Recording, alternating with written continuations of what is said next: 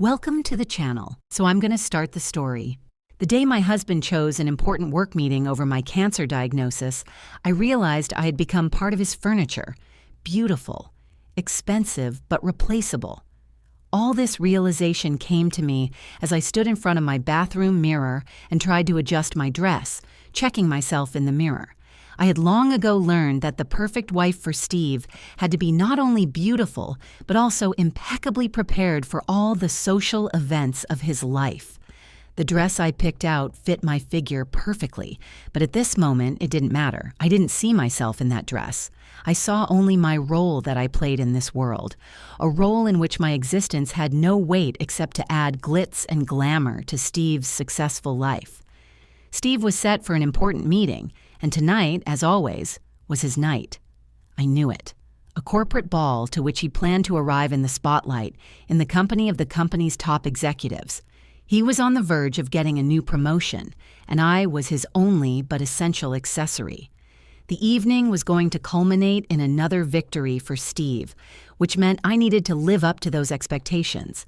Anything more than a slight shift in that role, and I would become redundant, like an unnecessary detail.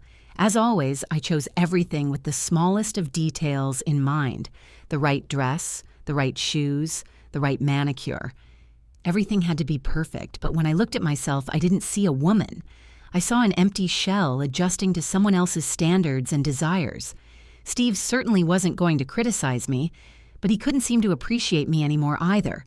I didn't need to expect compliments or even looks from him. I had become part of his image, and that was enough. The house was quiet, as had been our conversation over the past few months. Since Lisa had left for college 2 months ago, there was nothing left in the house to fill the void. It wasn't evident in his eyes. Steve had always been busy, consumed by a career that left little room for anything else. Holidays, weekends, everything passed by, and I became part of the furniture that could just be moved and forgotten about. I pulled out my phone and checked the messages from Steve. "Running late, I'll meet you there. Don't forget to bring a gift for the CEO's wife." As always, I had already wrapped the gift, choosing silver-colored wrapping paper that perfectly matched her decor. The gift wasn't just good, it was impeccable. After all, I always had an eye for detail, remembering every little detail, every drop in the sea of her requests and preferences. All to be inconspicuous, but perfect. Finally, I headed for the cab, and the ride gave me some time to sink into my thoughts. 20 years ago, when Steve and I first met, he was different. He was a humble student trying to get out of debt and making a living with part-time jobs. I was the daughter of one of his professors, helping out in the department by cataloging books. He would bring me coffee and leave me notes with funny comments on textbooks. That's when he really noticed me. He saw that I was something more than just a woman who helped him with his studies. He believed in us. But that was then. Now Steve was the kind of man who, with each passing year, became more successful and more detached from anything that didn't involve his career. I was no more important to him than a well-chosen tie for an important meeting. And so the years passed. I became part of the decor, part of the perfect image. I was beautiful, but I no longer existed as a person for him. Time passed, and I continued on my journey, playing the role of the perfect wife. I knew I had to be in the right place at the right time, and now I was standing in the hotel lobby surrounded by other women who were also playing their role. The role of wives whose husbands were successful and who looked at us as the jewelry of the world. I felt like I was in a theater where everyone had to do their part perfectly.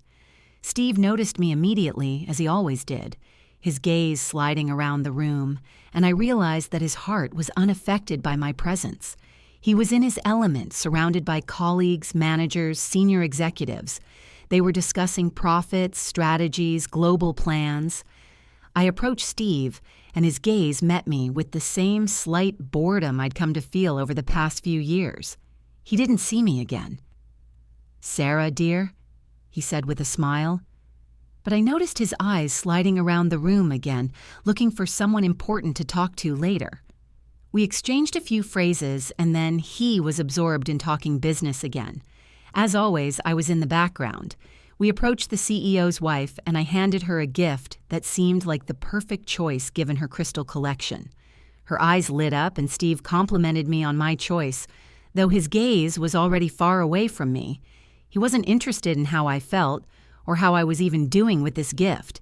It didn't matter to me, but I had to smile and pretend I was thrilled with the part. Everything continued as usual. Smiles, compliments, listening attentively to other people's conversations, Steve's discreet encouragement. I could have been in any other woman's shoes, and it would have been the same. I was well prepared, as always. But something began to grow inside me, in some strange and unexpected way. My role didn't satisfy me. It wasn't living, it was just functioning. As the evening went on, I felt more and more that the longer I stayed at this ball, the more I was losing myself. I moved around the room like a good actress playing her part. The smiles, the compliments, the easy jokes you have to say to keep from falling out of character. Every phrase, every movement, all thought out in advance. But in this world full of glitter and fake smiles, I felt like a shadow just slipping around the room. James continued to carry on conversations with partners, co-workers, the CEO, as if I were just part of the entourage. He seemed oblivious to me, despite the fact that we had spent almost 20 years together. I remembered how he had once actually seen me. When we met at university, when he used to bring me coffee and scribble notes in my textbooks, we'd started out as partners in life and in love, and now he hadn't even noticed that I felt lost in this new role. My gaze kept sliding around the room, stopping on the faces of the people I had to interact with. Women in luxurious dresses, men discussing their business, invited guests who knew how to arrange their lives perfectly. I was part of this picture composition, nothing more than a background, a decorative element that simply had to be in this setting. I was sitting at dinner between two women whose names I barely remembered, making small talk about the countries where they had vacationed on their recent vacations. James was engrossed in something important, discussing the next phase of the company's expansion. He didn't notice his food getting cold. That was normal. I knew he would need to get it to the right state. As always, I would make his favorite snack when we got home. I was used to doing everything ahead of time. I was in my role and everything seemed right, but suddenly I felt something I hadn't felt before. I wasn't alone in this huge hall, but I felt as alone as possible. It was as if I was transparent, like an airy substance, and everyone around me existed for their own purposes, for their own pursuits. I suddenly realized that I had always been something in his life that was not visible. Like air, I was necessary but invisible, unnoticed. No one noticed me. No one thought of me. I was just an ornament, necessary to make the world look the way it should to everyone else. And then, at that moment, I realized I couldn't be like that anymore. And so, the moment came that broke everything for me. Steve began his speech, thanking everyone for their support, for the opportunity to move on, for believing in his abilities. As always, the words flattered his ambition. They moved him forward. And then he said a few words to me, barely glancing at me. And of course, my wonderful wife, who has always been there for me and supported me. It wasn't a speech about us. It wasn't a story about how we had survived all the hardships and joys. It was just a formulaic mention, an empty phrase, an empty word, support. I felt so hurt that I could barely contain myself. I stood by her side and everything inside me disintegrated. Just like that, just one word and I was disappearing, becoming part of the background, part of the decor that could be changed whenever I wanted. I became this object that could simply be used to decorate my life. The word supportive became synonymous with how I had been seen all these years. I was someone who wasn't noticed, who was simply there but not felt. Steve continued his speech, but I was no longer listening. My thoughts were tossing to and fro, and the realization that I had become this empty object, this perfect wife, was overwhelming me more and more. Why was I playing this role? Why was I letting him act like I was transparent? When had all of this started? After the speech was over, I quickly fell back into my normal routine. I was back to being the one who laughs, smiles, and supports everyone. I just walked through the evening doing my part like a good actress until something inside me cracked. For too long, I had played my part, and for too long, I had remained invisible to those around me. My inner torment melted away, and I felt that I could no longer continue in this role. I could no longer be just a piece of furniture in Steve's life. When I got into the cab, my heart wouldn't calm down. I tried to focus on something else, on idle conversation with the driver or how nice it felt to sit in the comfortable chair, but nothing worked. We drove past expensive stores and classy restaurants, and it seemed to me that this city only existed for people like Steve.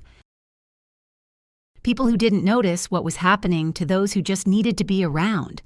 The people around me lived in their own world, full of accomplishments and triumphs and ambitions.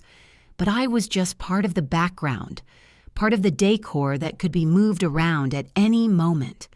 I looked at this world through the window, trying to realize how long ago I stopped being visible, not only to others, but also to myself. My thoughts went back to when I first met Steve, when we were still young and hopeful. He was so different then, a student who had no wealth or confidence, but who still glowed with the bright fire of desire.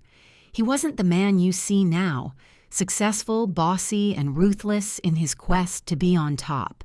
He wasn't someone who could easily forget about you. He saw me. He looked at me like I was the most important person in his world. But something had changed. I couldn't say exactly when, but as the years went by, I became less and less important in his life. It was gradual, like the cracks in the walls of an old house that you don't notice until one day you realize they've already destroyed the entire structure. The cab pulled up to the hotel, and I stepped onto the shiny tiles of the lobby, which seemed colder than when I'd first arrived here. This hotel was where Steve could showcase himself in the best light, and I could be his untouchable, perfect companion. I was prepared as always, dress, hair, makeup, smile, everything perfect, but I felt like I wasn't there. I came as part of his perfect image, as an accessory that should emphasize his success, his status. But in that moment, I realized that I wasn't just forgotten. I had disappeared. When I entered the hall, I immediately noticed how Steve, surrounded by important people, didn't immediately notice me. He was in his element, playing his part as he always did. I was standing next to him, but I didn't exist. I was smiling, holding conversations as he expected, but deep down I felt an emptiness that increasingly encompassed me. Once upon a time, he and I had been partners, but tonight I was part of his entourage, nothing more. Steve's gaze slid over me, but I knew he couldn't see me anymore. Since Lisa left for college, our house had become even emptier, and I didn't know how to fill it. Steve didn't notice the emptiness either. It had become the norm. It was enough for him to know that I was around, that I was doing my part. I approached Steve, and he looked at me with his usual smile, but it wasn't evident in his eyes. He was once again absorbed in conversation, and my words just dissolved into thin air. He talked about his work, his accomplishments, his future, but it wasn't about me. It wasn't about us. When I spoke a few sentences, he just nodded, his gaze already sliding around the room, looking for more important people to talk to. I remained standing nearby, not too intrusive, but not too conspicuous either. I was there, but still sort of absent. I became a part of his life that no longer touched me. With every step I took in that hall, I felt my role become more and more meaningless. Everyone around me was busy talking, doing important things, and making jokes that sounded sincere but had no life in them. I walked down the hall, handing out smiles and compliments like a trained puppet, but inside everything was empty. Steve was once again the center of attention, talking to the CEO and his colleagues. He was always in his element, and I knew he didn't need me in this moment. His life was about his career, his accomplishments, and I remained a quiet shadow in his perfect world. I remembered how it all started, When we first met at university, when he was just an ordinary student who had no status, no million in his account, but who genuinely loved me. He would look at me then, and I felt that his attention really mattered to me. He would bring me coffee in the library and leave notes in my textbooks. We were partners, and nothing was more important than supporting each other. But over time, his success became more important than me. His career superseded everything else, and I, as a wife, became just part of his image.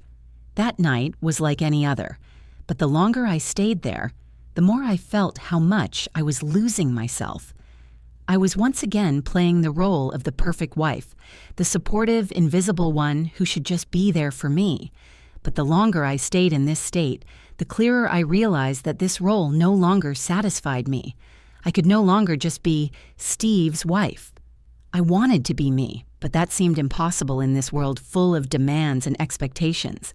I stood among people who didn't notice me, among those who lived their lives and tried to figure out what I needed to do to reclaim my life for myself. Steve continued his talks, and I found myself once again in a secondary role. I just smiled and nodded as everyone expected, but inside I could feel everything inside me crumbling. I couldn't be just a shadow in his world anymore. I wanted to be visible. I wanted to be me, not his accessory. But how do you do that when you've been lurking in the shadows for so many years? At one point, Steve suddenly rose from his seat and stepped away, continuing to negotiate with his coworkers. I was left alone amidst the empty conversations and vain smiles. I knew my role perfectly well. I had to be perfect. The perfect wife who doesn't stand out, who doesn't demand attention, yet is present, supportive, and always there for me. I knew that if I stepped even slightly outside of that role, if I dared to do anything out of the ordinary, I would lose everything. Steve wouldn't forgive that. I no longer existed as a person. I was just part of the world he was building around me. I sat at a table with other women who were like me, also the perfect wives of successful men. We talked about simple things, trips, kids, fashion. But it wasn't real communication. It was just filling in empty space to make time go by. We were all part of the same game without thinking about how it was actually affecting us. I became part of that game, playing my part, but at some point it became unbearable. All that talking, all that laughing, it was all so empty. I no longer wanted to be this background, this empty decoration. I wanted to be seen. I wanted to be heard. I wanted to be me, not someone's shadow. When dinner was over and Steve approached me again, I felt the chasm between us begin to grow. He was absorbed in discussions with his coworkers, kept talking about business and future plans. I smiled and nodded, but there was silence inside me. I didn't know how to be anymore.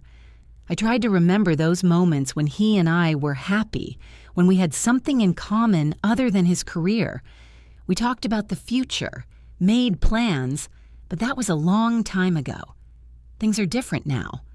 I was a part of his life, but no longer more than an additional accessory to his success. My thoughts were interrupted by another moment when he said something about his new deal with the partners, and I noticed his eyes start to wander around the room again, looking for someone more important than me. It was so obvious that I couldn't ignore it. Steve had never looked at me the way he had before.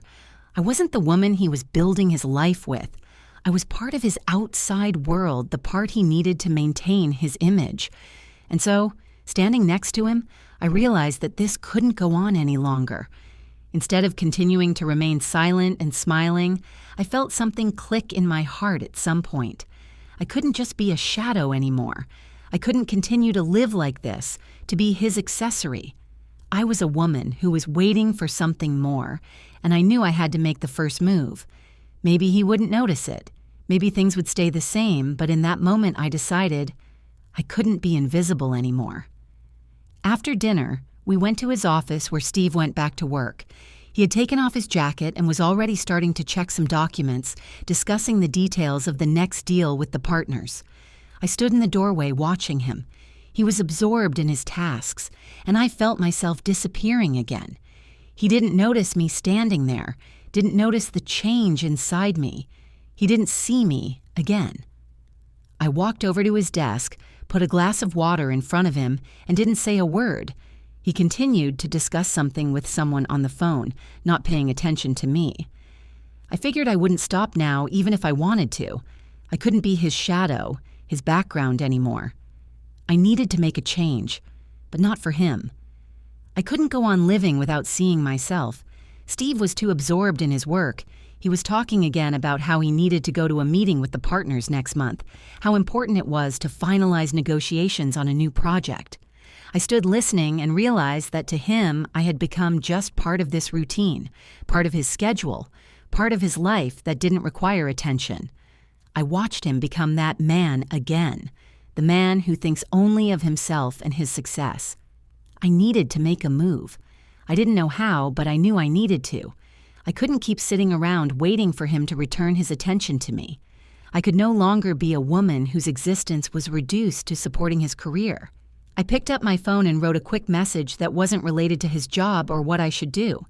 I didn't know what was next, but it was the first step, and I realized that reading it would change a lot of things. Not me, but he had to realize that something was broken in our home. As I stood in the empty kitchen preparing a snack for Steve, I could feel the emptiness inside me becoming more and more palpable. My hands mechanically sliced apples and placed them on a plate, but I couldn't help but think about how empty and meaningless it had all become. I wasn't doing it because I wanted to take care of him, but because I had already fulfilled that role for so many years that I didn't know how to live without it. It was like a mesmerizing routine, like walking in a circle I couldn't get out of. I looked at my hands, which were so skillful at making his nightly snack. Apples with honey and cinnamon. I knew he loved it, that he couldn't sleep soundly without it. But did he ever think about how I felt standing in that kitchen? Did he ever consider who I was other than what I might be to him in this moment? No, of course he didn't. He was busy with his career, his plans, and I was just a part of his picture life that could be framed in a convenient way. I lifted my head and looked at the empty space around me. The house was a silence that seemed deeper than the empty space I was immersed in. Lisa had left for college, and now this house was just a cage where I existed as a quiet, unnoticed element. I took a step toward the window, looking out at the city at night. Lights on the streets, cars, people. But I stood here, alone in this empty kitchen, preparing his snack. I realized that this was not life. This was existence. But what if I could make a difference? What if I could stop being invisible? To myself? I was reminded again of that moment when I realized I couldn't stay in the shadows anymore. Steve never noticed that I had changed, that my thoughts no longer revolved around his needs. He continued his conversation on the phone without noticing me. He was completely absorbed in the business at hand, but I felt something important happening inside me. I couldn't continue to be his shadow. I couldn't stay invisible and just fulfill my role. I lifted my head, looked at myself in the reflection in the window, and realized that if I didn't make a move now, I could stay in this oblivion forever. I put the apples with honey and cinnamon back on the table, and then as I looked at them, I realized that all of this was just a way to continue living by the rules I had set for myself. But what if I started taking steps that didn't depend on him? What if I did things for myself? As I set my snack plate on the table, I noticed Steve enter the kitchen without paying much attention to me. He was already in his usual pose, relaxed, like a man who is used to getting everything he needs and not noticing the changes going on around him. He simply walked over, looked at the apples with honey and cinnamon, nodded, said a few words of thanks, and sat down at the table. He was absorbed in his thoughts again, checking some paperwork on his phone, and I sat across from him, like an empty world with nothing but him and his business. I felt like I was gone again. How I was becoming part of this empty life that had no meaning. He didn't see me, didn't notice me changing. He kept talking about his work, about new projects, as always, not paying attention to my feelings. I could talk to him, but I realized he wouldn't be interested. He didn't ask how I was feeling, what was going on with me. To him, I was just a convenient figure in his perfect world. I'm his support, his good wife who always does what needs to be done. And I was tired of being that. He took the apples with honey and cinnamon and started eating without stopping to look at his phone screen. It was so painful. With every movement, with every sip, I felt myself disappearing. He didn't notice me, didn't feel what was happening to me. I could disappear right now and he wouldn't care. I remembered her eyes, the woman he always put on a pedestal, the one he wanted to live with, the one he was happy with. Where is she now? Where was she when I had become an empty shell, capable only of giving and supporting, with no right to my own dreams or desires? But now I've decided that I won't be like that anymore. I can't continue to be a woman whose dreams and desires don't matter. I can't continue to be a shadow who is just there to maintain his perfect world. I can't continue to fulfill my role without question, without a sense of self-importance. I looked at him, and in that moment I realized that I could no longer be his perfect wife. I couldn't continue to live his life while losing my own. That was the moment when everything inside me caught fire, when I felt that something had to change. That night, like all the others, ended and Steve retired to his office, continuing his work, and I was left alone in silence. He didn't see me trying to focus on what I needed to do to change my life. He didn't see that moment when I, standing in front of him, realized that I could no longer be his accessory, his shadow, his support that was always invisible. I felt something inside me breaking out of this trapped circle, out of the role I had been forced to accept so many years ago. But what would I do next? I stood in the empty room staring at the walls that seemed to grow even colder with each passing year. These walls were once filled with warmth, laughter, hope, but now they only reflected my loneliness, my invisibility. I didn't know how I could move on, how I could start over. I could just stay here and carry on as I always had, but that wouldn't be fair. I knew that if I stayed, I would completely disappear. I needed to find a way to break free. I went back to the phone I had held for so long, but which I hadn't used for anything important.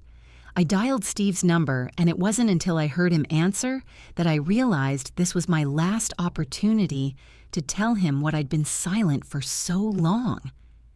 "Steve, I can't go on living like this," I uttered, not knowing what else to add. He didn't say anything, but I knew this moment would change everything. We could no longer continue to be who we were. I couldn't continue to support his image like I had supported him my whole life. Before I could finish talking, I hung up the phone because I realized I needed to do more than just talk. I needed to walk away. I needed to find a way to be myself again, to not depend on his success, his image, his life. I needed to break free, to find my own life. Perhaps I would be lonely, but that loneliness now seemed so much more appealing than the life I had been invisible in. I started packing, slowly, carefully, as if I didn't want to believe this was actually happening. I packed my things, but not because I had to go. I packed them to finally realize I couldn't stay in this house, in this life, any longer. I couldn't continue living as its accessory. I had to reclaim my identity, reclaim my freedom. When I finished packing my things, I stood in the center of the empty room and looked at the pictures that hung on the walls. Steve and I at different events, his victories, his successes, his life. In the eyes of all these people, we were the perfect family. I was the perfect wife. He was the perfect husband. But in those pictures, I didn't see myself. I didn't see the woman who was once full of life, who once truly loved him. I saw only a woman who was frozen in her role, a woman who was becoming more invisible with each passing year. I stood in front of this picture, in front of this perfect image we had created, and realized that it no longer made sense to me. I could no longer be who I was. I could no longer go on living my life pretending that I was okay with everything. At that moment, I realized that this was a moment of change for me. I couldn't go on like this, and I knew that my move today would change everything. I left a letter for Steve, short but succinct. I didn't know if he would read it or just move on like he always did, but I wrote it because I needed to tell him that I was leaving, not because he didn't love me, but because I couldn't be a part of his world anymore. I couldn't continue to be the person he overlooked. I was leaving to find myself again, to be seen, to start living my life again. I grabbed my bags, which contained everything I needed, and closed the door of our house behind me. It was the last time I would leave it. It was a release. I no longer had to be a part of his perfect world. I walked out, and even though I knew hardship and loneliness awaited me, I felt it was the right move. I was getting my life back. I rode in a cab, and the city outside the window seemed completely foreign. As I drove past familiar streets, I couldn't believe that I was actually leaving Steve and everything that made up my old life. I wasn't just leaving home, I was leaving everything. The role I'd played and the person I was no longer. It was a decision I had made, but as soon as I got into the cab, the world around me began to seem somehow both distant and close at the same time. The streets were so familiar, but everything was different. My gaze slid down the glass, and I thought about what awaited me. I didn't know what would happen next, but I knew one thing. I couldn't continue to be a part of this empty world. Everything I had done before was for the sake of others, for Steve, to fulfill his expectations and the role he wanted for me. But now, as I stood on the threshold of a new life, I needed to find myself. I remembered all those moments when, even though I was there for him, I felt completely invisible. I was standing next to him, playing my part, the beautiful, successful wife. But a feeling of emptiness was building up inside me. And now I was here, on my way to a new world that no one had called me to, but where I could be myself. The cab turned down a new street, and I suddenly felt this place felt different. It wasn't the world I was leaving. It was a completely different world, a world where I could be myself. I didn't know where I would live. I didn't know how I would settle. But I knew one thing. I was ready to start from scratch. My thoughts kept coming back to Steve, to what I had left behind. He never understood why I left. He went on with his life, and I wasn't even sure he'd ever realize what he'd lost. But right now, I couldn't think about what had happened before. It didn't matter. What mattered was that I was starting a new life. Everything I'd been through couldn't define who I was anymore. I arrived in the city that had become my new home and stood on the platform, waiting for a cab to take me to the apartment I had rented. The streets were noisy. People walked by without paying attention to me. Everything was new, and I felt this new world fill me with an unknown sense of freedom. I could finally be myself, and it was an amazing feeling, a sense of my own space, my own time. My new apartment was small but cozy. It didn't have luxurious, expensive carpets or furniture like Steve's house, but I already knew that it was a place I would feel alive in. I could put the cup I liked on the table and not worry about how it looked from other people's perspectives. It was simpler than that. There were no masks or expectations in this place. It was just me. And this was my new life. I unwrapped my bags, unfolding the things I had taken with me. Everything was so ordinary, so simple, but I didn't feel alone. I felt like this moment, like every step I took was leading me to something important. I was no longer part of someone else's perfect picture. I was myself. A few hours later, when I already felt like I had my little corner set up, I called Lisa. She answered in surprise, but I could feel her voice warming. "Mom, did you really do this?" she asked. I nodded, even though she couldn't see it, and I could hear the surprise and maybe even relief in her voice. She was finally beginning to realize that I, too, had a right to my life, to my freedom. We talked about the future, about how she was adjusting to college. She calmed down, and I felt all my resolve strengthen. I couldn't continue to be a part of a world where I was overlooked. I did it for me. When I woke up the next morning, I didn't feel tired, even though it had been a long night. In the empty apartment, with its smell of new furniture and fresh colors, I felt a strange sense of contentment. It felt like I had just taken a big step forward. I opened the window, and fresh air filled my room. It was so clean and relaxed, like my new world that I was just beginning to enter. There was no room in this world for fake smiles and roles I had to play for others. I looked at my reflection in the window. I didn't recognize myself, but it wasn't scary. It was liberating. My eyes, which had previously been clouded with worries about Steve, now seemed clear. I didn't know where this path would lead me, but I was no longer afraid of it.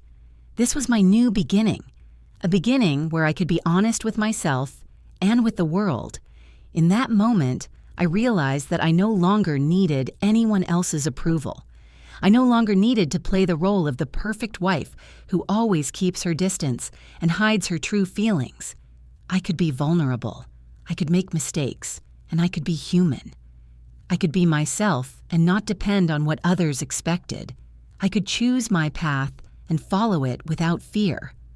As I packed up and walked outside to experience this new city, I felt like I was part of something bigger than just a simple woman who was once someone's wife. I felt that I had a right to be here, that this city could be my home. I walked down the street, and even though it had only been a few days since I had been here, it felt like I had lived here my whole life. I walked into cafes, watching people who didn't know me, who didn't expect me to do anything but be myself. It was a joyous feeling of freedom. No one expected me to be perfect. No one forced me to be someone's shadow. Here I was, a real, genuine woman, and that was all I needed. I began to build my new life, one step at a time. I went to the local cafes in the mornings, sitting at tables with a cup of coffee and a book, noting something, thinking something. I absorbed the world like never before, feeling new events fill my space. I didn't rush, didn't worry about a future that might not even be in sight yet. I savored every moment because I knew I was living for myself, not for others. A few days passed, and I started receiving my first phone calls. I was offered jobs. I was invited to events. And all this was possible because I learned to believe in myself. I was no longer a hidden figure who had to sit in a corner and smile. I was an active part of my world, and I didn't need validation or excuses. I was in my place. I decided to try my hand at something new and enrolled in an event management course. It wasn't related to my past role as the wife of a successful businessman, but it was because I had always been good at organizing and coordinating. This was my chance to start afresh, to develop my personality and abilities that had been hidden for too long. When I first came to the class, I was a little awkward, but I quickly realized that this was what I was meant to do. These courses were a new step in my life, the first step to discovering myself as a person. On my way home in the evening, I called Lisa again. She was happy for me, for my choice, and in her voice, I felt the support I had been looking for so long. It wasn't just the support of a daughter, it was the support of a woman who saw me. And in that moment, I realized that maybe I had become the person she had always been waiting for, a woman who could be strong despite everything that had come before. When I made the decision to move on, I didn't know what was in store for me, but I could feel something changing inside of me. My world was becoming simpler, but it was in that simplicity that I began to find my strength. For the first time in a long time, I woke up without worry. There was no one expecting me to do his bidding, no routine that had held me back for years. I woke up in my new apartment, small but cozy, and felt the air around me light and fresh. I could be myself, and it was an amazing feeling of freedom. I stood at the window, looking out at the world beyond. The people, the cars, the buildings, everything went on, but now I was part of this world, not its background. I didn't have to be just a shadow in Steve's life anymore. I could be someone more. I could be a woman who chooses her own path, not just following someone else's expectations. That moment was a turning point for me. For the first time in years, I felt that all my worries, all my effort and suffering had not been in vain. I was ready for new challenges and new opportunities. Every day I realized more and more that I did not regret my decision. There was no disappointment or doubt. I began to realize that my life was not just a role that had been thrust upon me. It is not a script written for someone else. It is my path, and I am now in control of what happens. And while there were many unknowns ahead, I was ready to face them with an open heart. My morning passed quietly. I made myself a coffee, sat down at my desk, opened my laptop, and started looking for new opportunities. I knew that I wanted to work, that I needed to realize my abilities and hobbies. I couldn't afford to stay in the shadows, in the state I was in before. I had enough skills and experience to start from scratch. I wasn't going to continue to sit around and wait for someone to notice me. I was ready to be proactive. A few days passed, and I managed to find an event management course, something I'd wanted to try for a long time. It was a step into the future.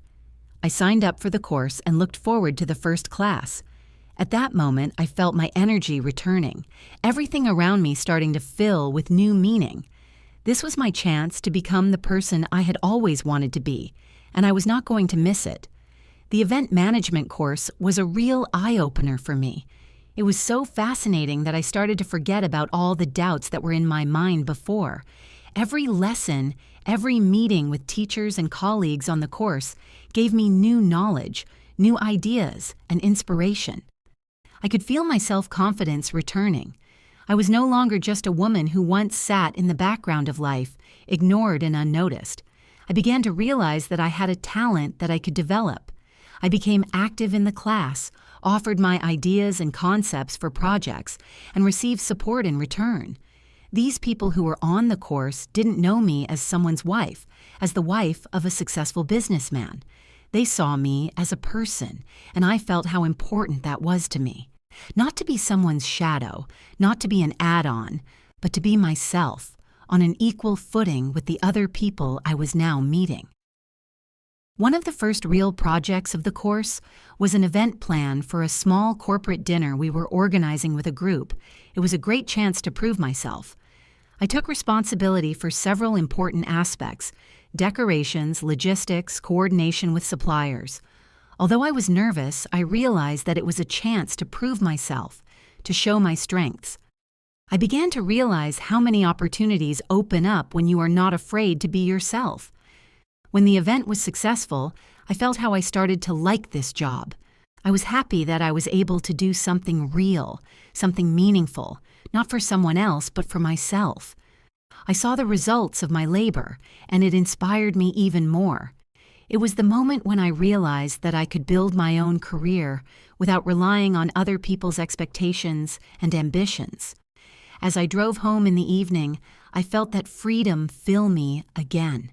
I had my own path, and I could follow it without looking back. I was ready for new opportunities and new heights. I didn't know what lay ahead, but I knew that I was now in control of my own future. Everything that had happened before seemed far away, and I was ready to leave it behind. Week after week, I continued to immerse myself in my new world. Each day brought new tasks, new challenges, and I felt my strength growing more and more. I began to feel that I was standing my ground, that I was on my way to building my career, my life, and no longer needed to seek validation of my existence in other people's eyes. I discovered new possibilities and felt that I could finally do what I loved. I could be a woman in control of my life, and it was an incredible revelation. Every new assignment, every client meeting, every project was a lesson for me. I was no longer afraid of making mistakes. I learned to accept them, learn from them, and move on. It was so liberating. I didn't demand that I be perfect. I learned, I made mistakes, I got better, and it gave me confidence. I became more confident in my abilities than I had ever been before. I was once a woman who sat in the background fulfilling other people's expectations and always remaining invisible. Now I was in the foreground at the center of things. When I finished one of the projects, I felt like it was more than just a job. It was more than that. I wasn't just organizing an event. I was creating. It was mine. And in that moment, I realized that I was able to step out of the shadows and build something that belonged only to me. It wasn't just a professional success, it was a personal success. I was able to find myself, and that was the most important accomplishment. That night, when we finished another project, I came home feeling so proud of myself. Even though I still felt the emptiness of leaving my old life behind, I knew it was a necessary step. I could no longer be a part of someone else's world. I was ready to create my own, even if it meant going through a lot of struggles. When I called Lisa, I no longer felt any shame or regret. I was ready to tell her about what I had built, that my life was now my own. "Are you proud of me?" I asked her. In her voice, I heard support and pride. It was the moment I realized that my path had become part of her path. We had become equals, and that was the greatest gift I could give myself. The following months were a real challenge, but they were also a time for self-development and growth. I continued to grow my career by organizing new events and expanding my network of contacts. I could feel how more and more people began to see me, not just as the wife of a successful man, but as a professional who could perform at the highest level. I wasn't just managing processes. I was inspiring people, making their lives brighter, and it felt exciting. One day, I was asked to participate in the organization of a major event related to a global business forum. It was an incredible opportunity for me. I felt like I was about to take another major step that would change everything. This was my big challenge. When I took on the responsibility of organizing the event, I realized that everything I had learned over the past months now applied in real life. My day started at 7 a.m. and ended well past midnight. There was so much work to do that sometimes I didn't have time to eat or even get some rest. But every moment was meaningful. Every step, every call, every meeting made me feel like I was on the right path. It was hard for me, but I felt it was worth it. I was a woman who was determining her own destiny, not following other people's expectations. When the event finally happened, I stood among the guests, watching everything work perfectly. Everything I had planned, everything I had organized, had become a reality. It was the moment I realized how far I had come from the moment I was deciding whether or not to leave Steve. I realized that I was back to myself, back in my life, and now I wasn't just an observer, but an actor in my own world. A few months passed, and my new world, the one in which I had become myself, finally became familiar. I learned to enjoy every day. Life, which had once seemed boring, monotonous, and full of expectations of other people, now opened new horizons before me. I stood on the threshold of a whole new stage, and I wondered what would happen next. I began to notice how much I had changed. When I walked down the street, I didn't feel alien to the world. I didn't feel like I had to be someone else. I could be myself, and it was an amazing feeling of freedom. I was proud that I was able to leave everything behind and start from scratch. It wasn't just a new place, it wasn't just a new home, it was a new me. But despite all of this, I still felt like something was left unfinished. I knew a lot of things had changed, but some things, some connections, remained behind, invisible, like unbreakable threads that were pulling me back. I can't say I was hurt, but it felt like I was missing something. I couldn't get over Steve. He wouldn't get out of my head, and while I'm sure he went on with his life, I couldn't escape the memory that we had once been partners. It wasn't regret for what was gone, it was a sense of loss, as if I had left a part of myself behind in that world. When I got a call from work offering to organize another big event, I knew it was a chance to take the next step. I needed to develop further, to grow in my profession. This event was big, and I decided I had to do it perfectly, like never before. I had no fear. I wasn't afraid of failure because I now knew I could do anything. I was ready to challenge myself and prove that I wasn't dependent on other people's opinions, on other people's expectations. This was my time. And so, standing in the audience, organizing the final moments before the event began, I felt like I was finally the person I had dreamed of all these years. I was no longer anyone's shadow. I was a woman who was creating my life, my reality. I could stand here, direct the process, and make sure everything worked the way I intended. I wasn't waiting to be noticed. I wasn't waiting for someone to approve of my path. I already knew I could do it on my own. The event went great, and when I looked at the people who were happy, who praised the organization, I felt like I was actually standing on my own. Everything I had built had become a reality, and it was at that moment, as I was walking down the hall, realizing how much I was able to accomplish, that I saw him, Steve. He was standing in the corner discussing a deal with someone, as he always did. His gaze crossed mine, and there was something in his eyes that I couldn't immediately recognize. It wasn't a meeting of hostility, but it wasn't a greeting either. It was a look full of questions. He knew I was here. He knew I had succeeded, and maybe that was what I was always trying to prove to him. I didn't know what he was thinking, but maybe he understood. He might have realized he'd lost me. But I didn't stop. I kept walking, not taking my eyes off him, not paying attention to his gaze. It was a strange feeling. Not anger, not resentment, but not regret either. It was the moment I realized that I didn't want to go back to the world we had. I don't want to be a part of what once felt like my home. I had made my choice, and now I could move on without thinking about the past. It was my path, and I wasn't going to change it to please someone. Steve tried to approach, but I knew I didn't want him to. He might have realized that his world had crumbled, that his familiar order no longer existed. But I was willing to leave him where he was and not let him bring me back to the life I'd left. I had to keep moving forward. When the event was over, I stood among the guests, watching people laughing, enjoying the party. They didn't know how much it had cost me to come here. This was my success, not Steve's, not anyone else's.